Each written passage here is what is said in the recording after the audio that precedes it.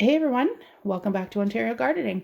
With Thanksgiving fast approaching for our American friends, I thought I would show you how to do a from scratch homestead pumpkin pie. So just before I get started, I want to let you know this is a couple ingredients extra than you would see in a regular pumpkin pie or that you may have seen. No extra steps, it's just as easy, but the addition of some half and half cream and some eggs just gives that pie its creaminess, its richness, its texture, and it's just going to take it up a notch. The other thing I want to note is your pie crust. I'm using a frozen pie crust just for the sake of this video to make it quicker and easier and show you.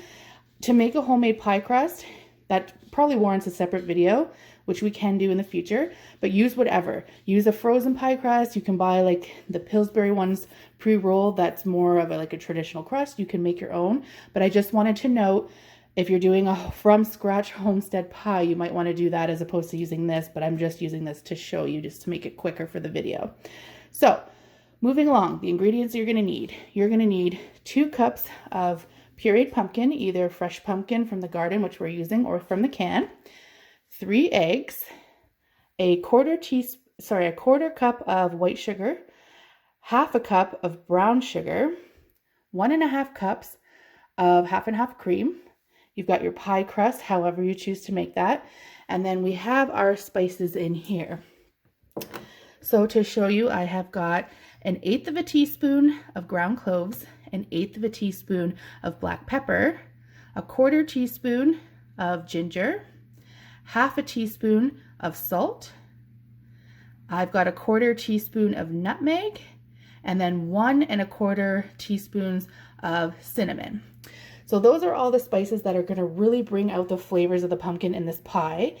If you wanted to skip that step and just use like a traditional pumpkin pie spice, you could use 2 tablespoons of this, but I highly recommend for this recipe, you could sprinkle a little bit, like maybe we'll sprinkle a little bit of this in there just to kind of give it a little extra, but really all you need is those and it's going to make those flavors pop. So the first thing I have done is I have preheated my oven to 350, and we are going to now grab a pot, and I'm going to add most of my ingredients to this pot. So the first thing I'm going to do is the 2 cups of pumpkin. And when you're doing your cups, don't be shy. Make sure you're getting a good amount of pumpkin into this pot. Okay, we've got the 2 cups of pumpkin in here. Now we're going to add the quarter cup of the sugar, the white sugar, and the half a cup of the brown sugar. And we're going to mix that in there. And then once that's all incorporated, the next step is to add all of those spices. So that's kind of why I just put them all in here to show you. We're going to add all of these into here. And again, make sure that is all incorporated in here. And just making sure that that is all mixed in. Okay, now we are going to throw it on the stove, and we're going to do that on a medium heat. So let's go do that.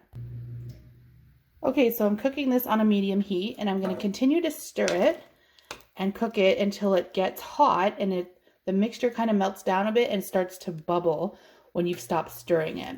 So it's going to take probably 3 to 5 minutes to achieve that. So I will show you what it looks like once it gets there. Don't forget to frequently stir it just to make sure nothing is burning to the bottom. So I will show you in 1 sec. Okay, so at this point our mixture is nice and hot. You can hear it sizzling and bubbling. So at this point we are going to turn it down to low and just leave that there for a second while we go prepare the rest of the stuff. So I've put those 3 eggs into a bowl, and I'm just going to quickly whisk them around. And once I have done that, I am going to take that 1.5 cups of half and half cream, and I'm going to put it in the microwave for about a minute or until it is lukewarm when you put your finger in it. So every microwave is different. I'm probably only going to need a minute. You might need 1.5 minutes. It all depends on your microwave, but just until it's lukewarm. So I will do that and then show you what's next. Okay, so I'm going to put my eggs into the milk mixture, or sorry, the half and half cream. And then I'm going to whisk it around, or you could do it vice versa. It really depends what kind of container you're using. You could put the milk into the eggs into the milk, whatever, but you're mixing them together. And now we are going to add this to our pumpkin mix.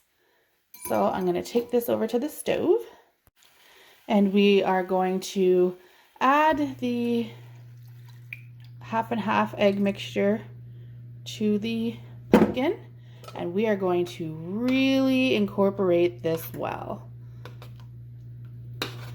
And stir and stir and stir until it's all together. I will do that. And you just want to keep stirring that in and stirring that in until it becomes a nice, almost like a pumpkin soup colored consistency.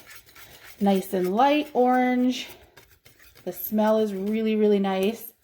And at that point, we now have our pumpkin pie mixture. So we are going to pour this into our pie crust. So I went ahead and poured it into our pie crust. So it had a little bit extra. So if you were, like I said, had your own pie crust, it would fill it perfectly. But yeah, so this is just skin because these were fresh pumpkins from my garden that I pureed up myself, so mind that. But at this point, we are ready to put it into the oven. So we're going to put it in for about half an hour, and then we're going to check it. If the pie crust is burning to the sides, you're going to want to put tin foil around the sides of the crust, and then continue cooking it for another 25 minutes after that. So 55 minutes total. If your pie crust is not burning on the side, just continue to go ahead and cook it. But yeah, check it in about half an hour. I have this handy little pie crust thing that I'll put around it if it is burning. And then yeah, so 45 to 55 minutes at a preheated 355-degree oven. We are looking for a consistency that is like a set consistency, like a Jell-O. When you shake it, it kind of is set. So I will show you what that looks like once it is set, and we are all done. And here we are. It's all done. As you can see, it is set. We have our homemade from scratch pumpkin pie. And we are going to just put this in we're going to let it cool, and then we're going to put it in the fridge overnight and serve it tomorrow. So thanks for following us along, and happy Thanksgiving to our American friends. We will talk to you soon with more awesome homesteading and gardening videos. Bye.